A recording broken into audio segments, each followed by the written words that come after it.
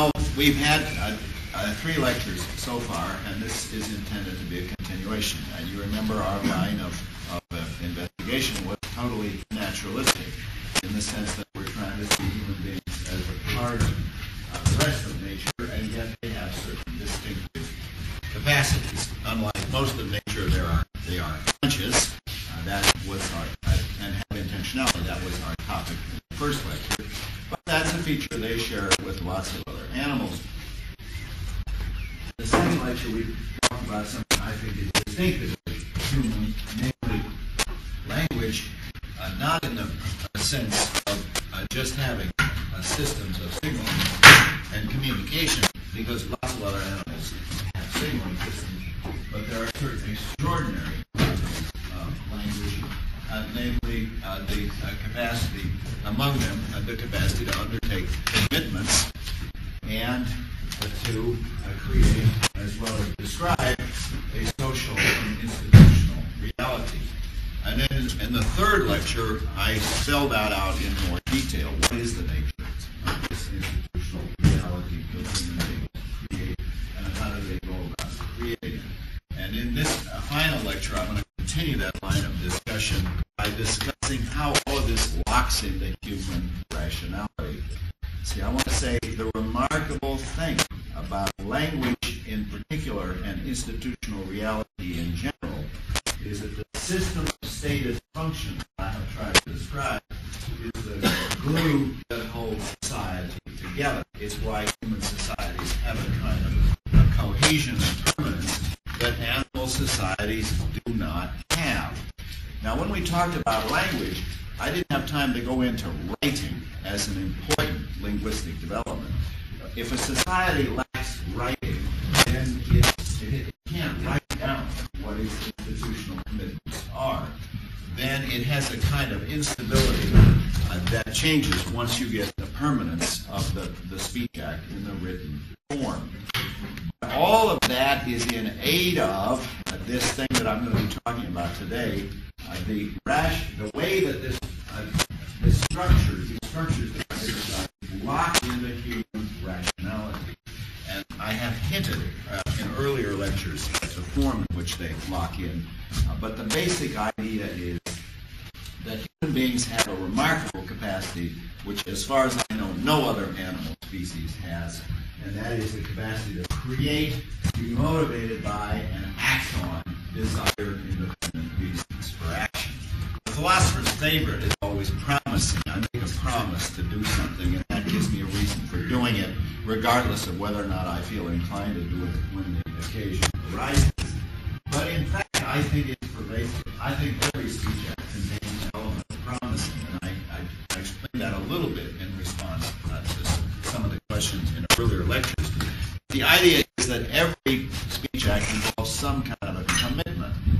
When you make a statement, you're committed to the truth of what you say, you're committed to believing it, you're committed to being able to provide evidence for it, and so on through all the other types of speech acts that have a propositional content. You can't present the propositional content with an illocutionary force without some kind of commitment, where the notion of commitment is the most general notion for desire, independent reasons for action.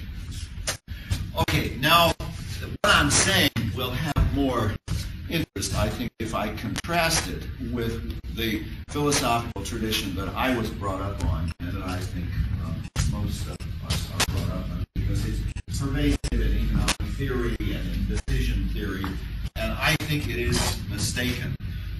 And I'm going to list some of them. I won't list all of the features, but I'm going to list some of the features that I'll be criticizing. Well, the first feature of the philosophical tradition about rationality says that all rational action is a matter of coordinating beliefs and desires, because actions, where rational, are caused by beliefs and desires. And I'll abbreviate them as BEL and DED. And then rationality essentially is a matter of coordinating your beliefs so as to achieve the maximum satisfaction of your desires. You want a beer, You want to drink a beer, and you think the best place to buy a beer right now is in the pub across the street, so you go across the street and order a beer. That's a very simple example of how an action is supposed to be caused by your beliefs and your desires. And this goes back to Aristotle. This is not something new. Now, there's a peculiar embarrassment to this particular conception, and that is sometimes you want to do something. You've made up your mind firmly to do it, and you believe that you're able to do it. You know how to go about doing it. But when the time comes, you don't do it. And philosophers in this tradition are always embarrassed by that. You're capable of doing it. Nothing prevents you from doing it. But all of a sudden, you just don't do it. You have what I call, following the tradition, weakness of will. And the Greeks had this neat word for it, akrasia. But the marvelous thing about the philosophical tradition is it makes weakness of will out to be the strangest thing. How can it ever be the case that people want to do something, they firmly decide to do it, and when the time comes, they don't do it? Now, if you think that that is some oddball kind of case, then I think you probably made a mistake. I mean, they talk as if weakness of will hardly ever happens. It happens to me several times a day. I mean, I won't go through all the horrible examples, but here's the case that often happens, the case of my students. They firmly make up their mind that they're going to write their term paper today, and they have all of the computers on, everything's fine, they can't say the dog ate the computer or anything like that. And it turns out at midnight, they find they're still in front of the television set having finished a six-pack of beer. Now, maybe that doesn't happen to these philosophers who write about weakness of will, but I have to say I think it's very common. But on the tradition, weakness of will, strictly speaking, is impossible. And if you look at what the philosophers say about it, Davidson, for example, says, well, if you have a case of weakness of will, it's really because you didn't have an unconditional desire. If you'd had an unconditional desire to do something, then you would have hauled off and done it. I think you can have any kind of desire you want and still not haul off and do it. You make up your mind to do something. All the same, when the time comes, you've got to do it, and you just may well not do it. Now we get to the more crunchy part. I call this the classical model of the classical tradition. And the remarkable, and this is the part that's most famous, and that is that there has to be a distinction between facts in the world and what you ought to do about those facts, or what you want to do about those facts. And that's put often as the distinction between fact versus value. And of course, it receives probably its most famous statement in David Hume's claim that you can't derive an ought from an is. I remember Hume says, well, he reads these moral philosophers, and they're talking about how things are, and then suddenly they shift to talking about how they ought to be. And he says that you just can't make that move. You can't derive an ought from an is. And that view has been revived in a very powerful form by Bernard Williams, who says there can't be any reasons for action that stand outside the motivational set of the agent. There can't be any external reasons for action. There can't be any reasons for action that are not already part of the agent's motivational set. Now, why is this the same as that the idea that there aren't any external reasons? Well, to put it very simply, the idea is that facts in the world, what is the case, that those are external to us. And what Williams is saying, like Hume, is those could never provide you with a ground for action. Some fact in the world could never provide you with a ground for action unless you internalize it as part of your motivational set. You think it is something you really want, or something that you feel you ought to have in some way. So I think, though it's not on the surface that Hume and Williams are saying the same thing, I think if you go deeper, you'll see that it's the same underlying idea. Both in Hume's, this is sometimes called Hume's razor, the distinction between ought and is. Hume just cut through with his razor and made the distinction. And Williams says there are no such things as external reasons. And he gives an interesting argument for that.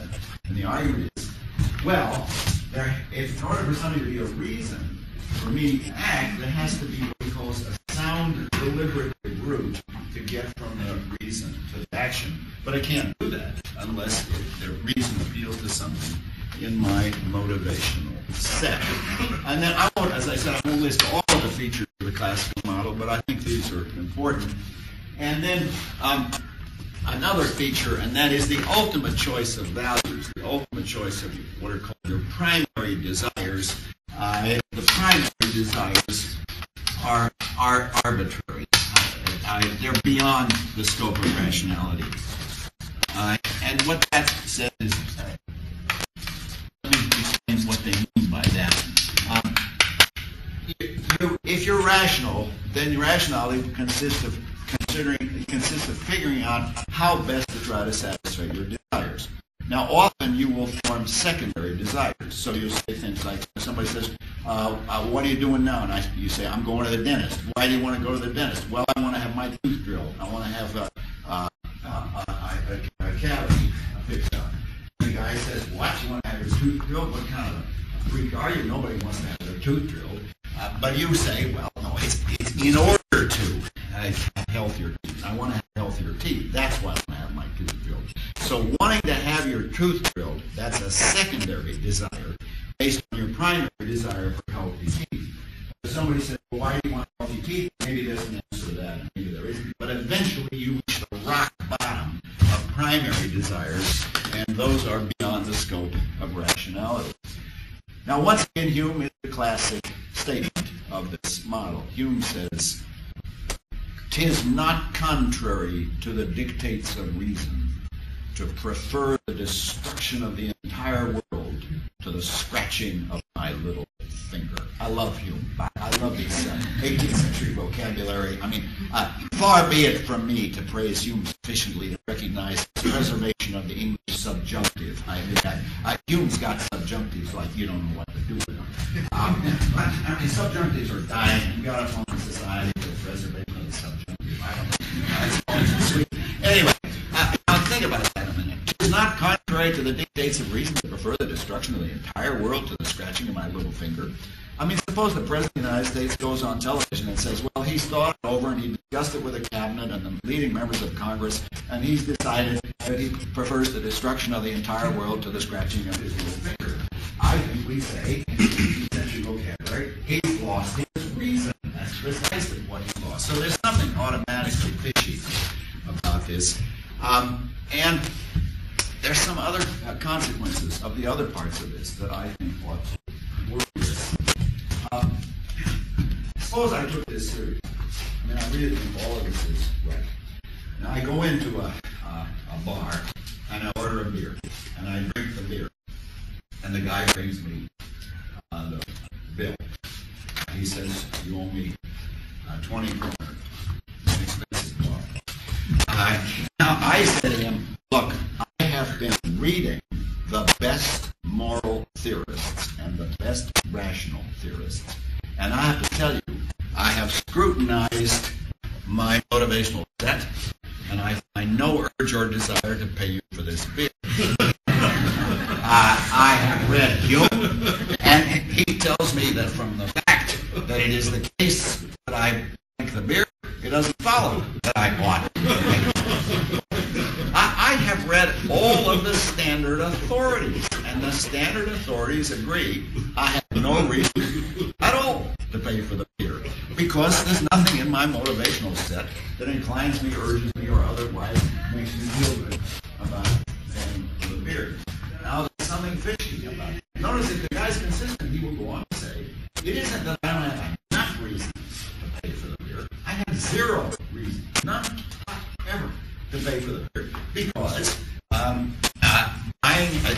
buying and drinking is one thing, that's a fact, but that I ought to do something about it, that I ought to pay for it, that's something else. And it seems to me there are lots of counterexamples to this. That's the kind of simplest sort of counterexample. Now, whenever I present that to my students, they always say, yeah, but, the guy will call the cops if you don't pay for the beer. So I imagine this is a country pub.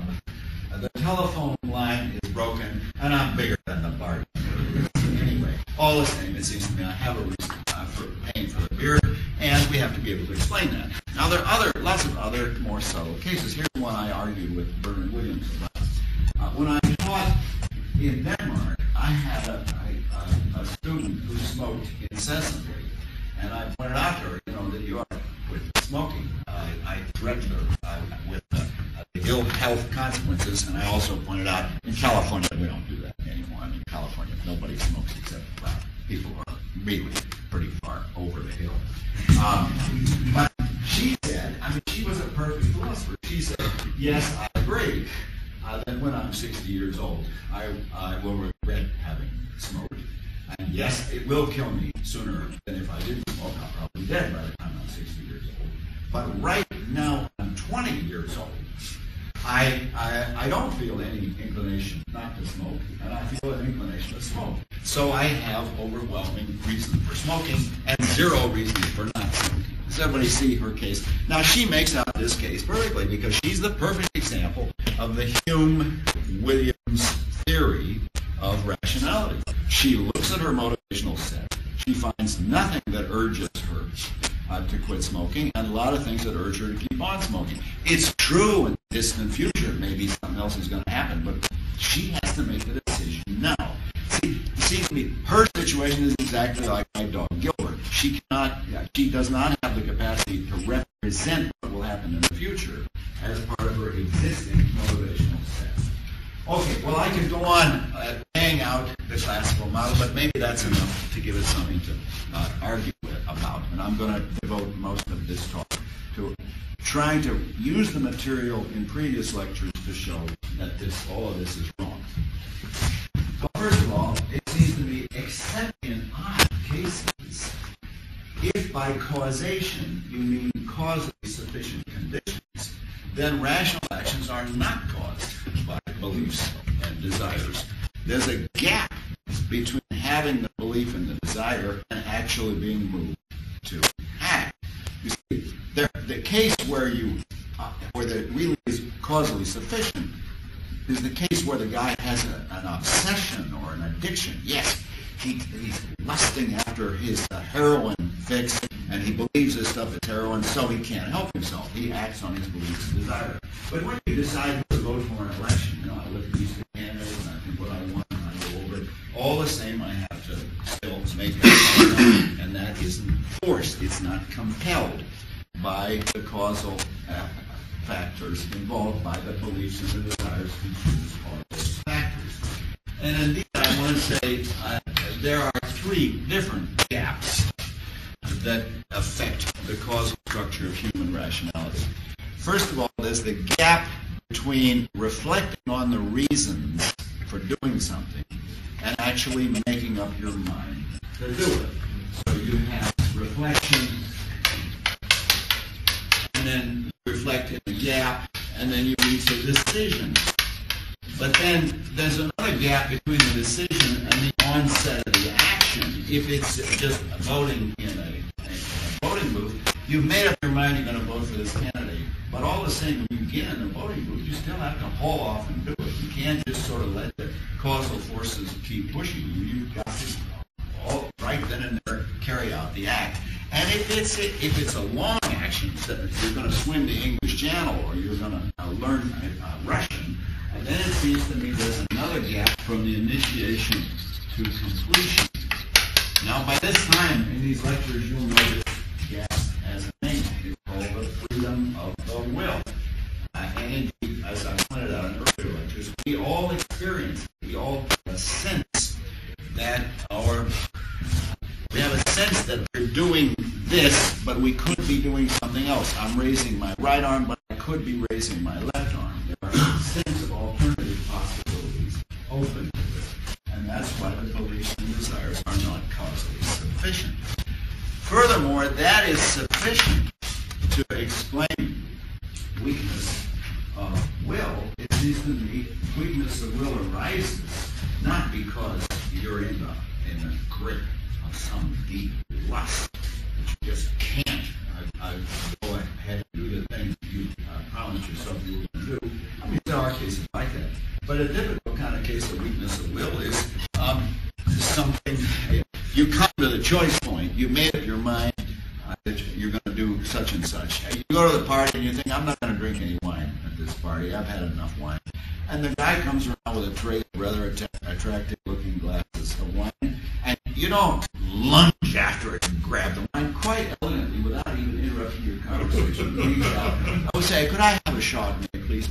And you then start drinking. This is a typical case of weakness of will. This never happens to you? Well, it certainly happens to me quite often. And the reason is that the freedom of the will makes it inevitable that there will be cases in the gap where something seems attractive to you. You need not be in the grip of a lust or some frenzy of irrationality. It's just you don't do the thing that you made up your mind you're going to do. So those do not seem to me to be difficult cases once you see the inadequacy of the classical model of action.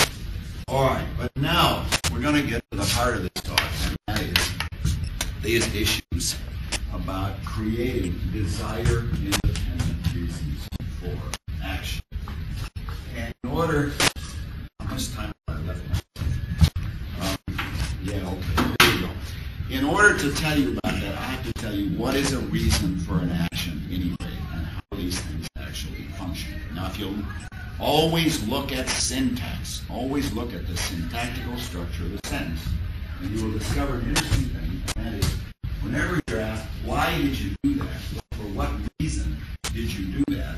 Your answer to those questions will always take the form of entire propositions. This may be disguised from you because you'll say things like, well, I did it for Henry, or I did it for Sally. But what you mean is, I did it because I thought it would benefit Sally, or because I thought Henry needed to do it. And I want to say, if you list the kind of things that can be reasons, well, there will be things like desires, beliefs, hopes, fears, etc. But there are also an interesting class of reasons, and this is what ties in with our earlier lectures, which are deontic reasons, which are obligations, needs, rights, responsibilities, etc. And I won't ramble on, but I'll just leave the assembly because I've been talking about deontology in earlier lectures. Now, the interesting thing is, how do all these go together to explain human behavior, to explain rational human behavior? And it seems to me the way that it works is much more general than the belief-desire model would allow. And the way that it works is this.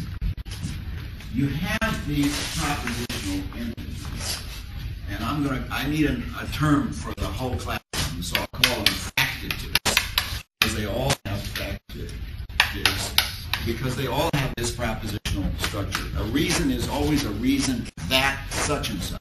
It's that such and such is the case, or that I am under an obligation to do so and so, or that I need such and such. And all of these syntactics take whole sentential complements. They all take propositional structures as part of the essence of what it is to be a right, duty, obligation, requirement, etc. Now, in all of those cases, the rationality will consist in finding a means to fulfill one of these, and those can be of two kinds. Either you can have a case where you do something causal that will fulfill, let's say, a need, and that's the case, for example, where you go to the dentist and have your tooth drilled because you need to have your cavity filled. But there will be other cases which are not causal but constitutive, where you raise your hand to vote. Somebody says, all those in favor of the motion raise their hand, and you raise your hand. Raising your hand doesn't cause you to vote, it just constitutes voting. Okay, now I'm going rapidly here, but I want to get this raw material out because I'm going to use it in the further part of the discussion.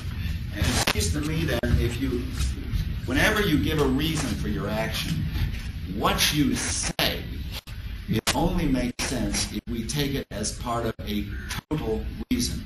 So I ask you, why did you vote for Bush at the last election? And you say, well, I thought he'd be better at handling the war in Iraq than Kerry would. I is the kind of thing people actually say. Now, we understand that because we take that as meaning he wanted a candidate who would be better at handling the war. He wanted the candidate who was best at handling the war, and therefore he voted for Bush because he thought Bush would be better for that. Now, notice the total reason involves both the motivating factor. He wanted somebody who would handle the war better, as well as the affecting factor. And that part of the belief desire model is right, that you have to figure out how best to satisfy the motivators. Now notice, if you remember in earlier lectures, I discussed different directions of fit, and motivators, desires, obligations, rights, responsibilities, needs, and requirements, they all have the uphill or world-to-mind direction of fit.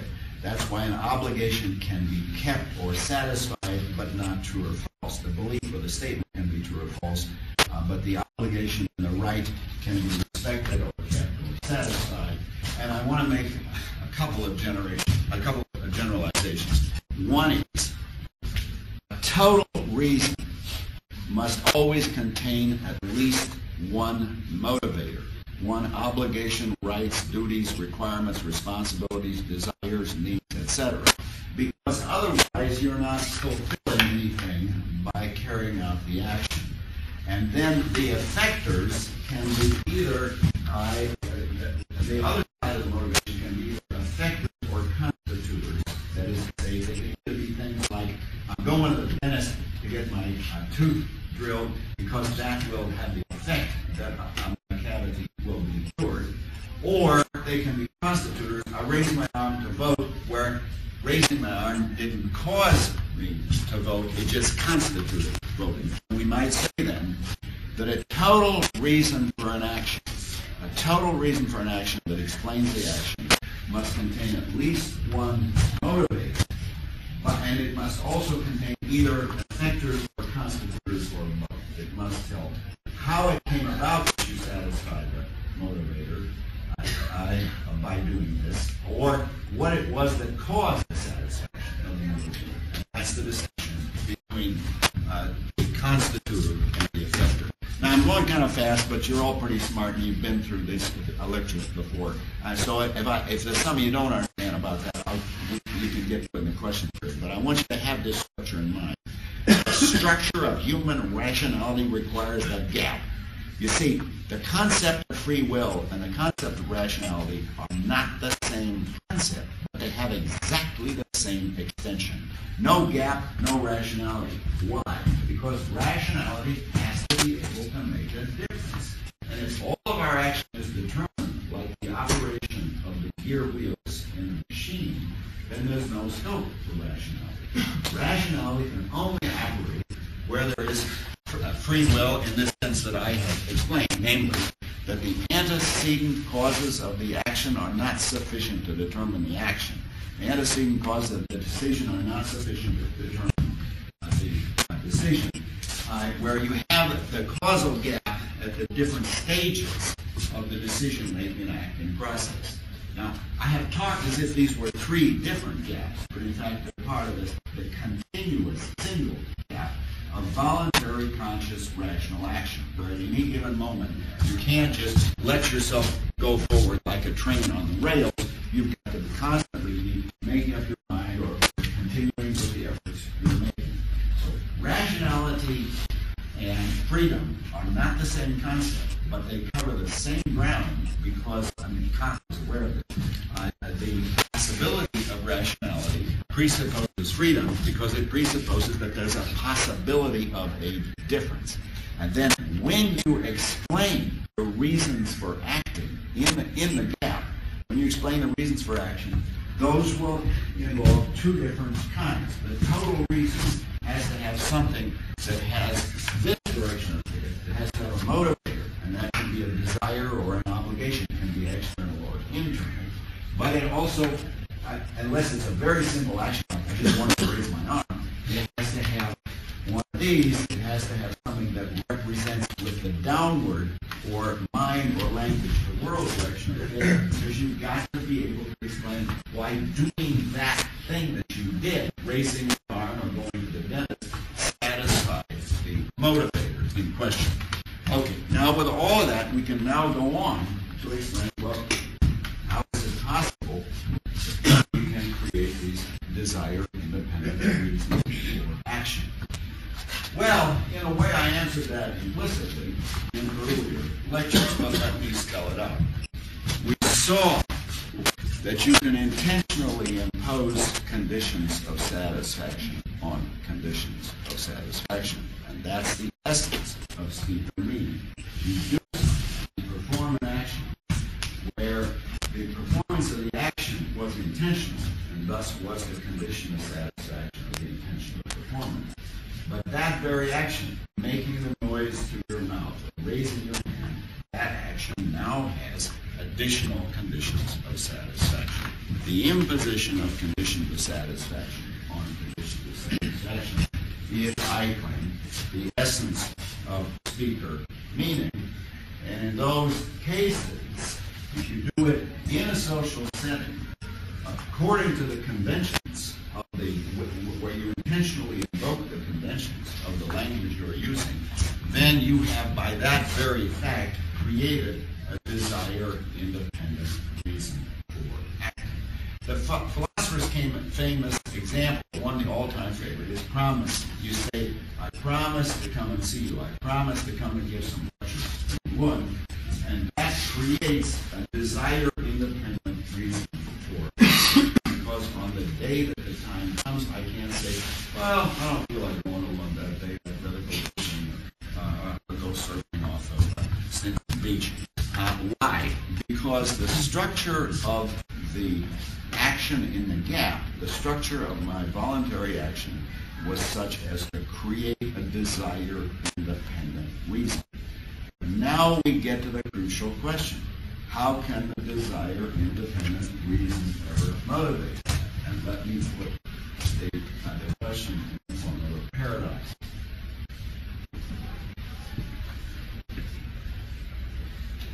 Every voluntary intentional action is the expression of a desire to perform that action. The question is, where do those desires come from? On the classical model, the desires have to come from your primary desires. They either are primary or secondary desires, but the primary desire has to be basic. And what I'm arguing now is, it is indeed the case that every voluntary action is the expression of a desire to perform that action. But there can be desires to perform the action that are motivated by things that are not desires. You can create an obligation to yourself and thus create a reason for doing something where the recognition of the reason for doing something will ground the desire to do it. But the desire to do it derives from the obligation and not the obligation from the desire to do it. The problem with the classical model is it makes it look as if all actions are like wanting to eat chocolate ice cream. So that the soldier who throws himself on the hand grenade to save his buddies, and the child who takes the chocolate over vanilla, as far as their classical model is concerned, they're both doing the same thing. They're getting on a higher indifference curve by maximizing their probabilities. And I think that is a mistake. I think there's a big difference between those cases where the motivation is based on something that is not itself a desire, but the desire is grounded in that motivation. And that's the case where you have an external reason for doing something. You have an external reason for something where the external reason grounds a desire in your motivational set, even though the external reason is not itself a desire. It's an obligation or a commitment or a requirement that you recognize. The classical model is right in seeing two crucial things, and both of these I think are trivially true. One is every action is the expression, every voluntary intentional action is the expression of the desire to perform that action right then and there. And secondly, no reason can motivate you unless somehow or other it's internalized in your psychology. I mean, unless somehow it's in your psychology, it isn't going to actually move you to act. Unless it's internalized in you, it cannot ground your actual action. But the classical model mistakenly assumes that from the fact that every functioning motivation has to be internal, and every action is the expression of desire, then all explanation and all rationality ends in basic desire. That's what led him to say these strange things about reason is and ought to be the slave of the passions. You couldn't have a motivation unless you had already had some passion, some desire. It leads Williams to say reasons can never be external because the external reasons couldn't ground the actual behavior because it can only function causally if it's internalized. And it's what leads him also to say these strange things about how it's not contrary to reason to prefer the destruction of the entire world to the scratching of my little finger. All right, now this is one of the central things I want to argue for in this lecture, so I'm going to go over it slowly, and I want to make sure everybody's up with it. The basic point is this: we're trying to figure out how these structures can be both rational and can motivate action. And you might think, well, who better to go to than Kant? You don't have to lock yourself up in Jung with his very simple psychology. It's all passions, and reason is not to be the slave of the passion. Well, what Kant says is very revealing. I wish I had the passage here and I could quote it. It's in the groundwork of the metaphysics of morals.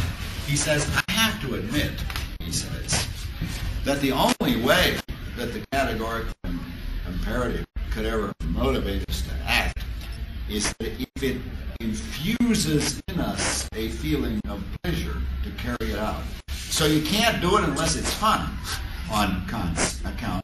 And then how can the categorical imperative ever infuse in us a feeling of pleasure? And guess what? I don't have to tell you what Kant does. As usual, he cheats like crazy. He says there's the distinction between the noumenal world and the phenomenal world, and I cannot tell you how the noumenal world, nor can anybody else tell you, how the noumenal world grounds this phenomenal feeling of pleasure. Anyway, I have enormous admiration for Kant, but if Kant cheats that wildly in this particular crunch, then we really got ourselves a philosophical problem to wrestle with. And I'm saying both Hume and Kant are wrong. You don't have to do it because it's fun, because it infuses you with a feeling of pleasure to keep your promises, to keep your obligations. But rather, the keeping of the promise and the fulfillment of the obligation is indeed something you want to do. But the reason you want to do it is not because it's fun, but because you recognize it as a binding obligation. And that was why the guy in the pub was irrational. When the guy said, look, I have no reason for paying for this beer unless I find in my motivational set some desire to pay for the beer. Because, and now this is in a way a summary of everything I've said in the last few days, by consciously and voluntarily ordering the beer and drinking it on a certain set of understandings, he's in a system of constituted rules of institutional facts.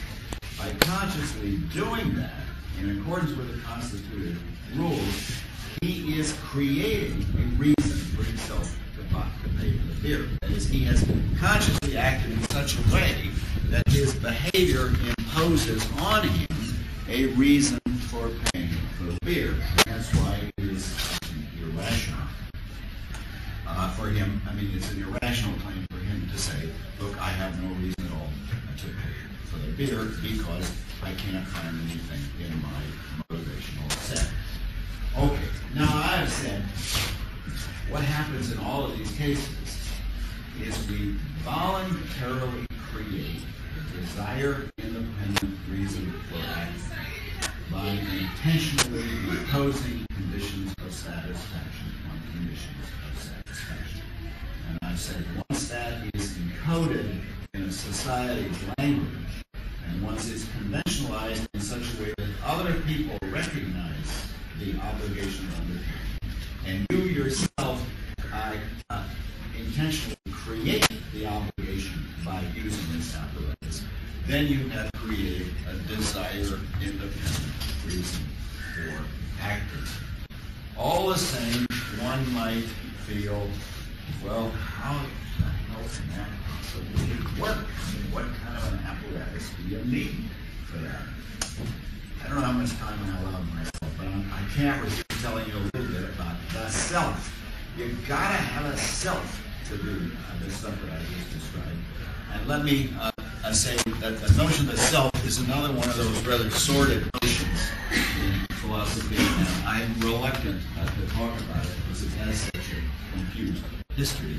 But I think we will not understand the operation of human rationality if we do not see how it relates to self. Now again, Hume. Hume had a famous refutation of the idea that each of us has a self. And I have to tell you, I think it's terrific. I mean, it's one of the best passages in Hume. It's his discussion of personal identity. He's nervous about it, remember, because he tries to take it all back in the appendix. I don't know what the hell is going on with the self. But if I can't figure it out, probably nobody else can. It doesn't say that in those words, but it's pretty implicit in what he says. And what Hume said is, remember, is he's confronted with the Cartesian tradition, where Descartes makes it look as if, well, we're always aware of ourselves at all times, because there is this I, this self, or a soul that has consciousness as its essence. And it sounds better in German, was ist das Ich.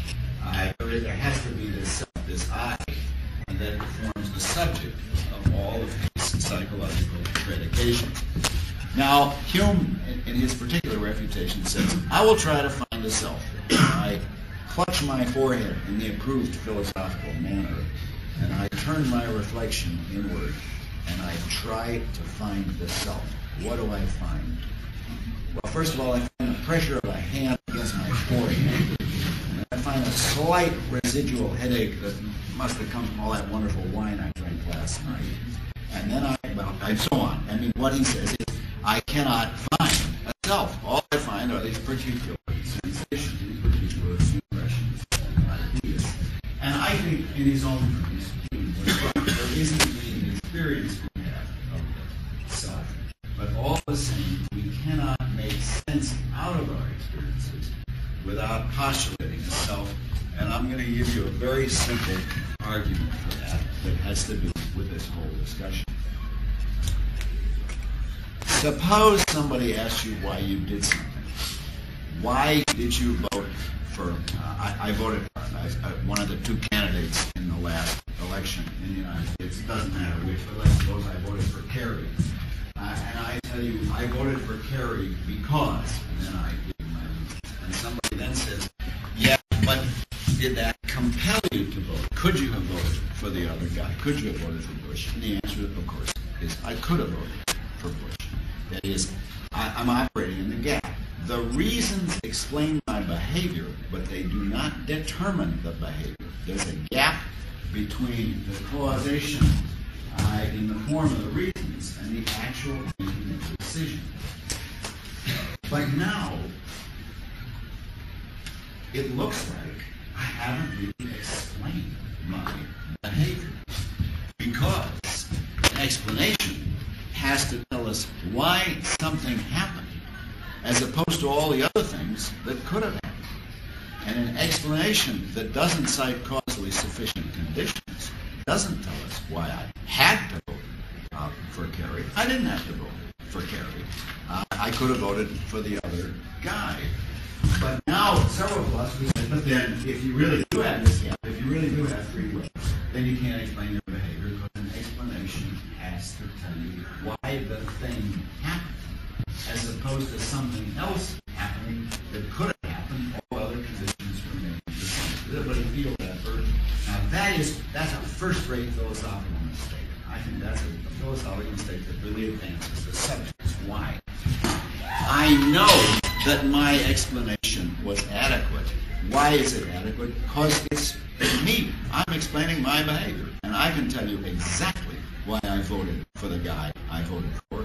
And I give the reasons that I know are adequate because I acted on those reasons.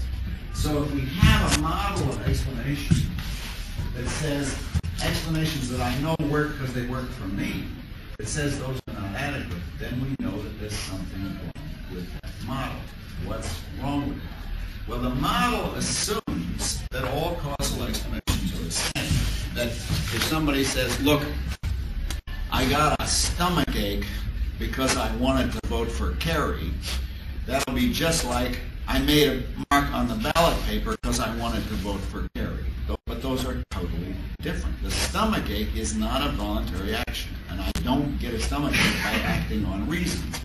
But in the case of making a mark on the ballot paper, I didn't do that because I wanted to vote for Kerry.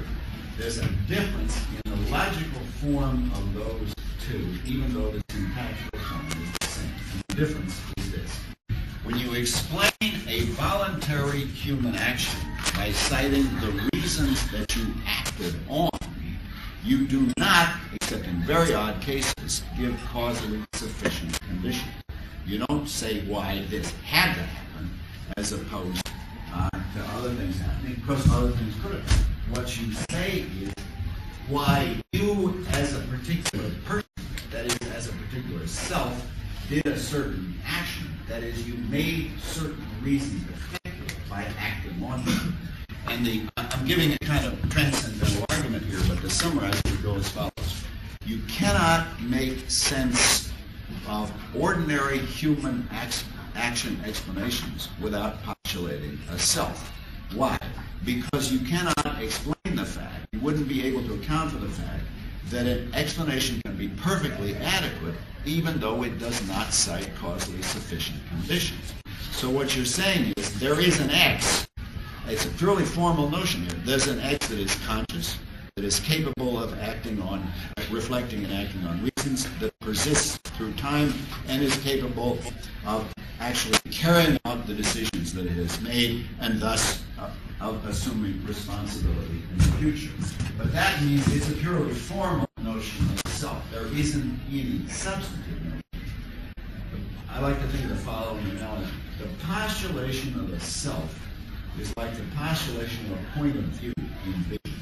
Whenever you see anything, you have to postulate a point of view from which you see it. You can only see it if there's a point of view. But you don't see the point of view. The point of view is not itself. It is a purely formal requirement on vision.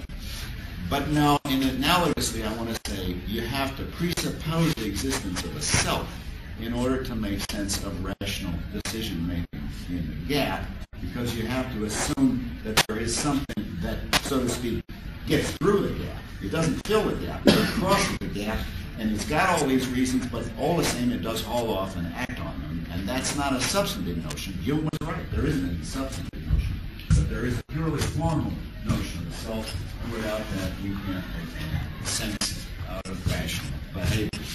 Okay, I went through that rather rapidly, but the point of it was this. We are now trying to figure out how society can work. And by the way, of course, I'm assuming that we're going to find all this in the brain. There's nothing mysterious about the postulation here. That is, I'm in touch with a whole lot of people who are doing research on this, on intentional actions in the brain and how they're manifested in neurobiological processes. And Mark Jeannot in France and a group of people in New York working on the neurobiological underpinnings of this sense of the self that we have. So it's not, I don't want you to think I'm getting back in bed with Descartes when I talk about the necessity for postulating the self. It's just a certain kind of brain function.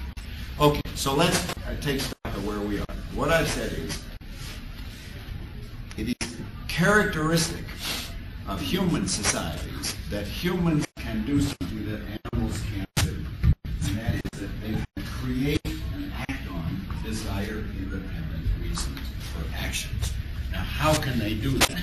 Well, first of all, they have to have a language. And secondly, the language that they have, as far as I know, unlike the B language, is the kind of language I described to you in lecture number 2. It is a language that enables you to undertake certain commitments. It enables you, and inevitably, it will enable you to create commitments because of the very structure that I described. But the conscious, rational self acting in the gap and using the resources provided by the institutional structure will then be able to create desire-independent reasons for action, and those that desire-independent reasons for action are capable of motivating you, not because they're grounded in desires, but because in recognizing the validity of the reason, you have already grounded a desire to act on that reason.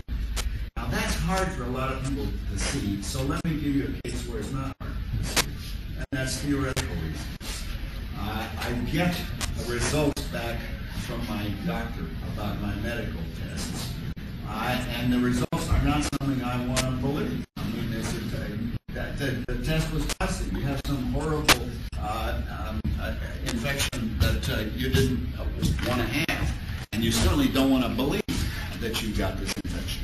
All the same, you have a desire-independent reason for accepting this conclusion, and rationality requires that you recognize that desire-independent reason, because truth is a reason for belief. If it's true, you have a reason for believing it or accepting it. That's a case where it seems to me it's unmysterious that you can have a desire-independent reason for doing something, in this case accepting a truth, even though it's unpleasant, even though you don't want to accept it, even though you'd rather not believe that.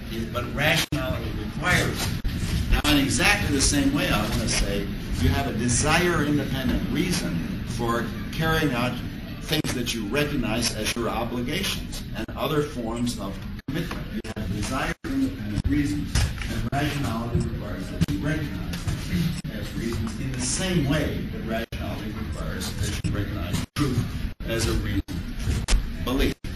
Now, on this account, then, theoretical reason is a special case of practical reason. Theoretical reason is about reasons for believing and accepting. Practical reason is about a reason for deciding to do something and not doing it.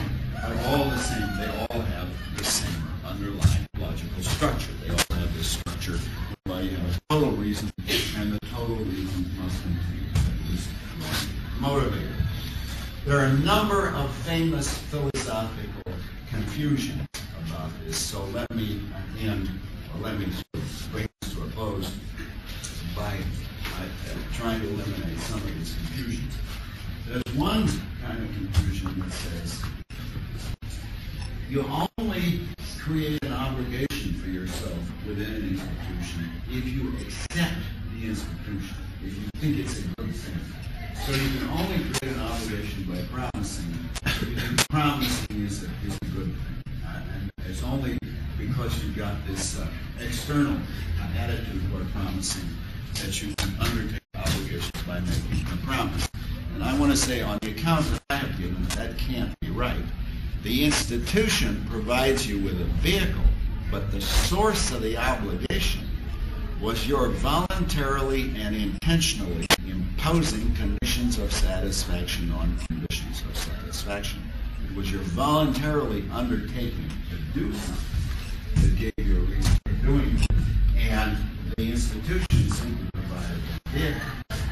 Now, a second related mistake is to say, well, the obligation to keep the promise or tell the truth when you make a promise or a statement, those are external to the institution of statement making, promising. That's a further moral attitude that you have toward statement making and promising.